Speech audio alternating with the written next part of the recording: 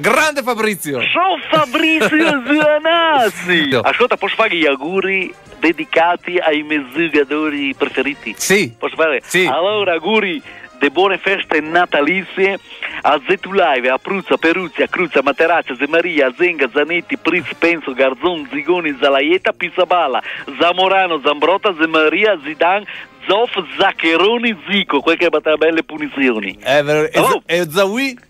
Zawi. A Zawi lo conosco via. Quel dell'Ascoli e dell'Inter, te lo ricordo che Non è è che gioca morito. nella Lazio. Zawi, Ascoli e Inter, se non ricordo io. Mi pare che era calato che giocava nel Piacenza o nel Cosenza o nel Vicenza, chi erano? Che giocava nel Mazzone, anche a Mazzone. Ah, il grande anche a Mazzone. Ok. Ti saluto che va al cinema. A vedere? Zana Bianca.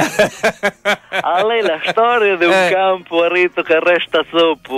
Arresta zoppo. Un can resta zoppo dopo il cata uno che lì che suona la zampogna. A lui che va drio. E insomma i fa un sacco di strade, va fino a Zurigo, a Spiazzi.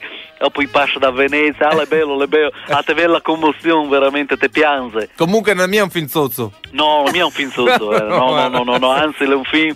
E dopo poveretto mi fa peccare la scena dove le sotto una statua e che scagazza i colombi. Fuori. Sulla schiena. Fuori, sempre sul can.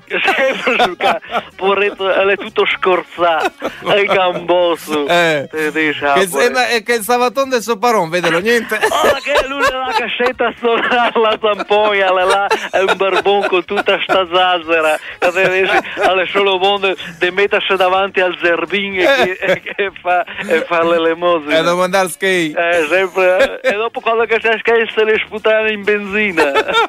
O le macchinette. Le macchinette, e Galvizio, ma fino alla fine il cane grangoso. E il scappa. Il zappa sulle sostrazze. Il zappa sulle sostrazze, il ricata gressana. Sotto un zampillo di acqua che si ingessa e ormai le diventa un zampirone. Speriamo che facciano pace. Sì, faccia pace. Ti saluto. Grazie Fabrizio. Ciao. Ciao.